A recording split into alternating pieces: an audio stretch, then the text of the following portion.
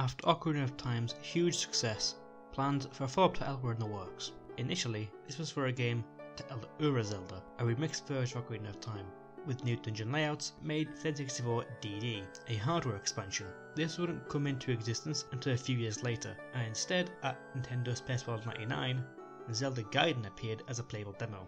Zelda Gaiden would become something much different than anything seen before, and was planned to be released before the next generation of consoles could get started.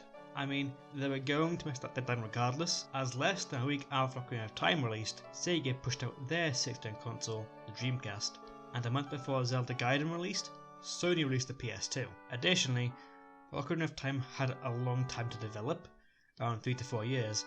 Gaiden only had 1 year to be made and released. Thanks to that truncated time to cook, Gaiden used pretty much identical models and assets from Ocarina, as well as the core gameplay. And combine that with the release of new hardware, Gaiden would be dwarfed in sales by its big brother. Nevertheless, Zelda Gaiden would be released on April 1st, 2000, with the title Majora's Mask. Majora's Mask does a hell of a lot to separate it from every game in the series, despite its limitations and restrictions. It has a much darker tone and atmosphere than any other game in the series. Not only that, but the game is hugely focused on side quests and collectibles than one grand scale adventure. The N64 version used so much more space than Ocarina that it's one of the few games that needs an expansion module to run. The expansion pack itself simply gives N64 more RAM to work with, and almost no game requires the thing. 90% of games that advertise it only use it to increase resolution, for ones that do need it, being the K64 due to a game-breaking bug that caused it to crash, and this game for high quality textures, less fog, increased draw distance, and to render more models at the same time. And so, without further waiting, let's keep away from the legend behind the game and explore Majora's Mask.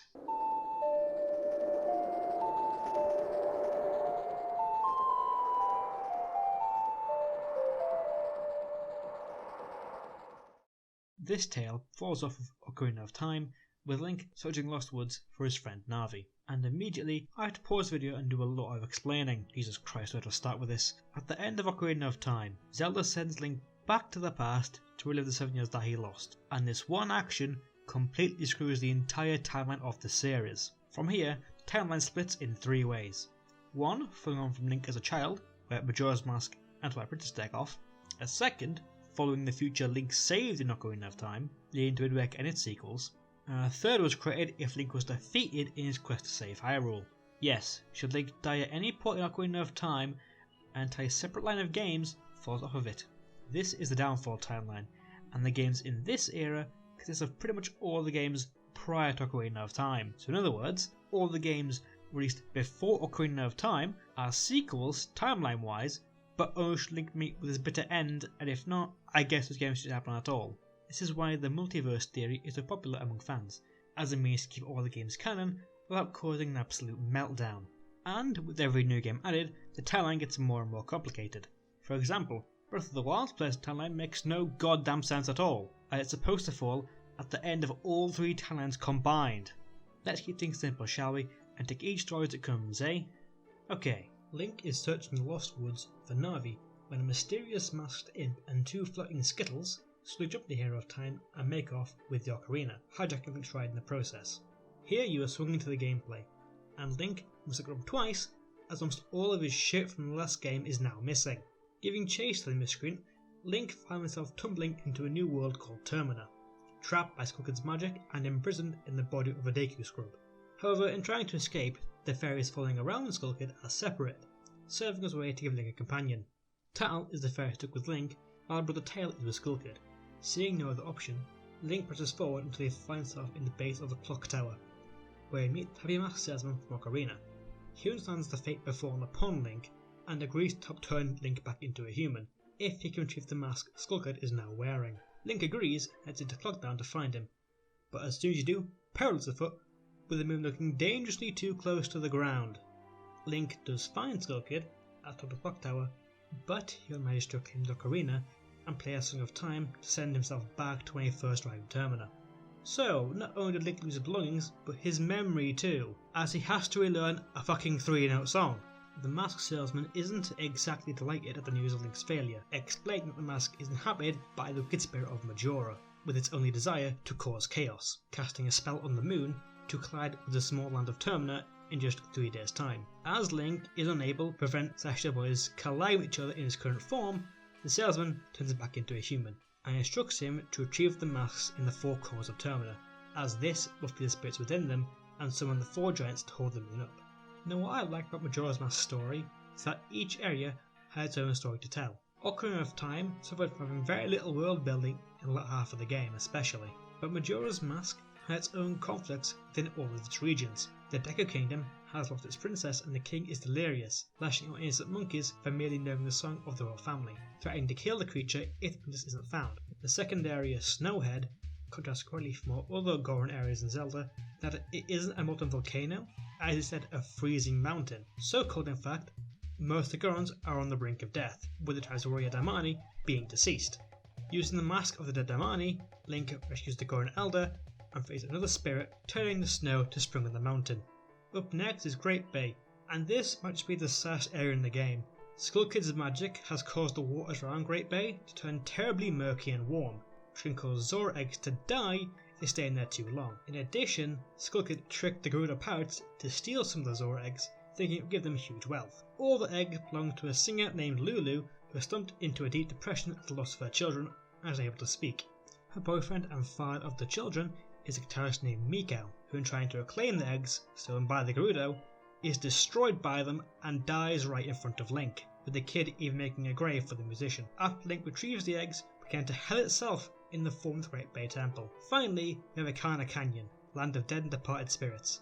This area is home to all manner of deceased that are unable to move on peacefully into the afterlife for the regret they leave behind, with all their pain tied to one place, Stone Tower Temple. Freeing the final giant, Link proceeds to pursue Skull Kid, but on arrival, the spirit of Majora takes over, abandoning the puppet he once used. Following the mask up to the moon's surface, Link found himself logging into Windows Vista. The moon is quite a unique area in terms of aesthetic, but much like Ganon's Tower, it does recycle puzzles from other areas. After one final battle with the spirits of evil, Link prevails to restore the land of Termina and break the curse on the moon, shooting it back up into orbit. Link returns the mask to the salesman and resumes his quest for his friend Navi.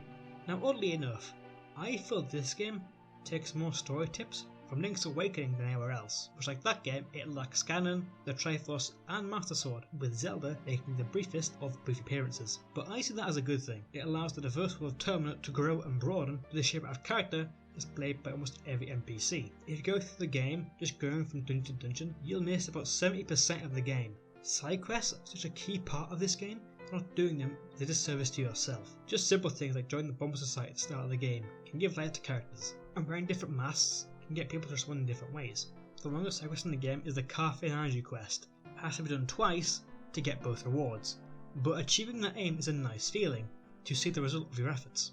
The game's premise as a whole depicts how different people react in times of crisis. Some shout wherever they can, some reject the thought outright, few withdraw themselves from society, while at the end of the spectrum, people are trying to throw a carnival despite their dire scenario. And even aside from that, Majora tackles some pretty heavy themes like grief, rejection, being able to die peacefully for the right you leave behind.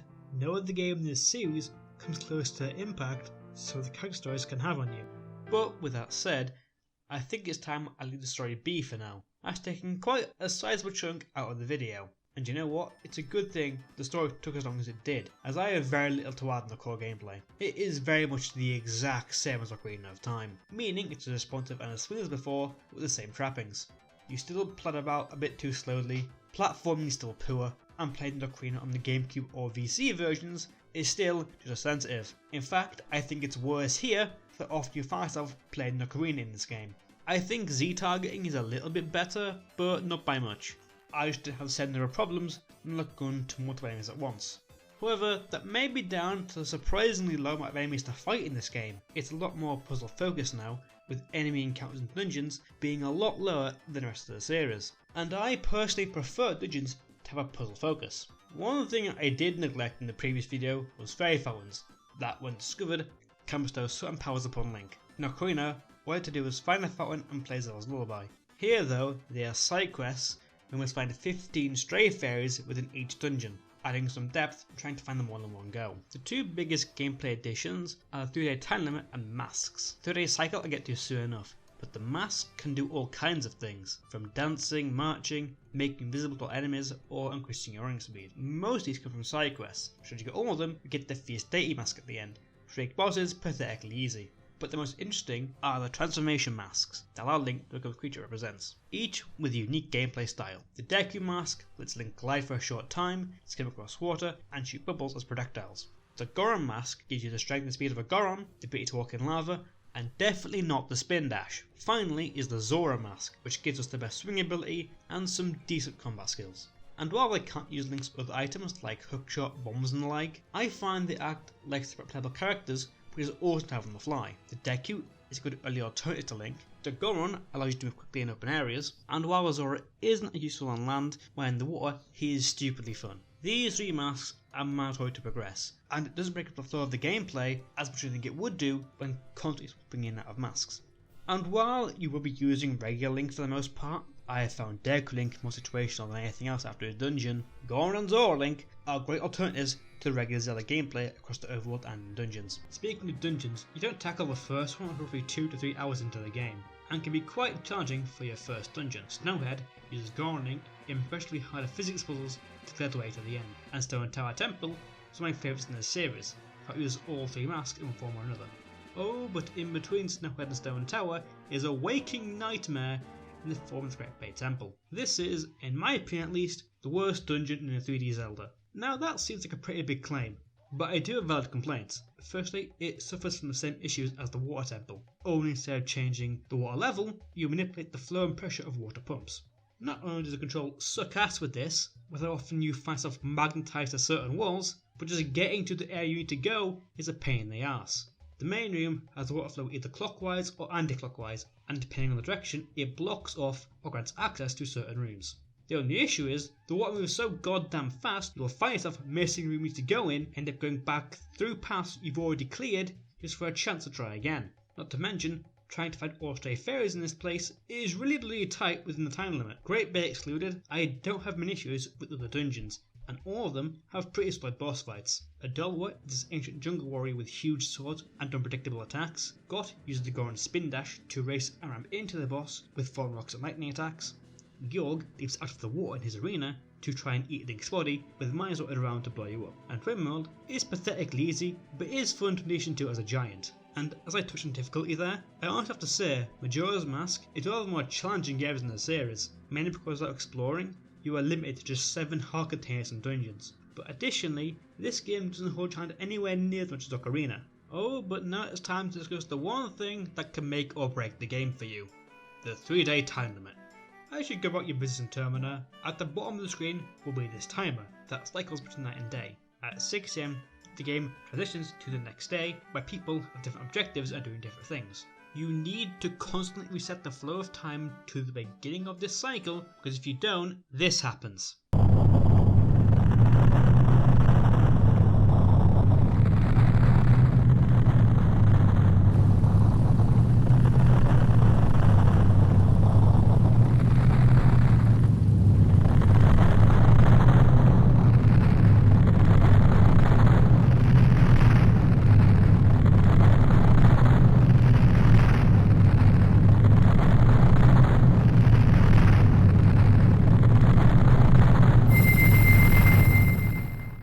Should the moon crash into the earth, you are forcibly sent back to where you last saved, losing all progress. By resetting time, not only do you use all items that have a counter like arrows and bombs, but your rupees vanish, side quests reset, and dungeons act as if they've never been cleared.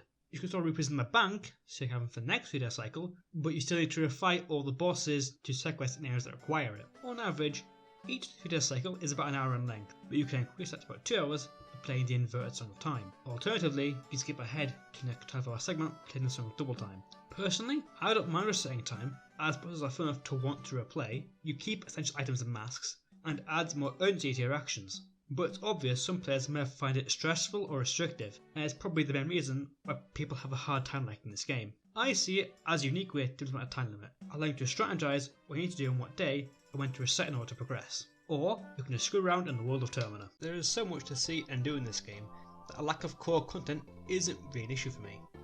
Much like Ocarina of Time, where I build my inventory as young Link before progressing into the future, here I did that before and after every dungeon with how much each new mask opens up. Termina Field, unfortunately, isn't brimming with content much like Hyrule Field, however it is a bit smaller and traversing the landscape doesn't require me to walk in reverse. Clocktown is full of NPCs and minigames to fill your time, and each area has something optional for you to work towards, be it more masks, upgrades to Link's arsenal, or in this game's many heart pieces. Is 52 not overkill? And while some places aren't full of content, it's still a crap ton more like Ocarina of Time. Many would point to the Carfit and Andrew questline as one of the most memorable parts of Majora's optional content. And while I agree with that, my favourite area of the game is Romani Ranch, with a sheer variety of things to do. Termina is by far and away the most memorable world seen in any of the games so far, and even areas I hate like the Great Bay still give me a feeling of triumph whenever I finish it. And while like games like Breath of the Wild and Hyrule Warriors have more content overall, Majora's content I feel is more impactful. Characterization isn't bad either, with obvious standouts big members of each tribe, Carfit and Andrew, Romani and Cremia, the Postman, Sewer Dweller, Bomber Society, Great Fairies, Tingle, the Masked Salesman, and Skull Kid. On a less than stellar note, this game's visuals are exactly the same as Ocarina of Time, so take what's said about that game and apply it here for the exact same reasons. The music though is some of the best I've ever heard assigned to a game. Koji Kondo is one of my favourite composers in the industry. His work is as iconic as can be, and I'm aware music taste is incredibly subjective, but I think this is his best work. I adore the OST for Majora's Mask. The dungeon tracks are atmospheric,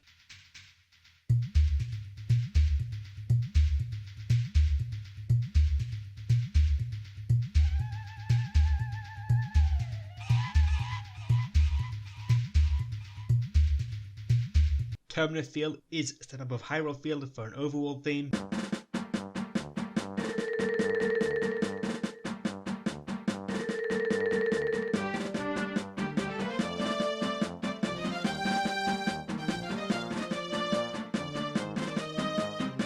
Simple tunes like the Brown Mask are unbelievably peppy.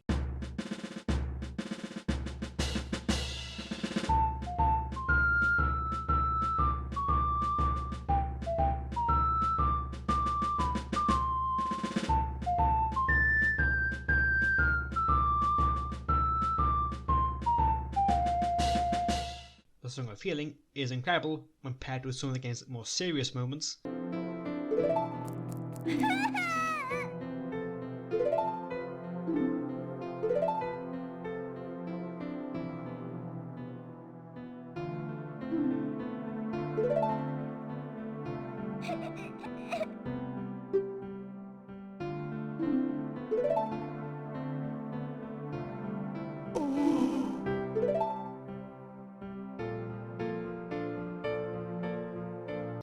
And even Clocktown has 4 different versions depending on the day or during the climactic final hours.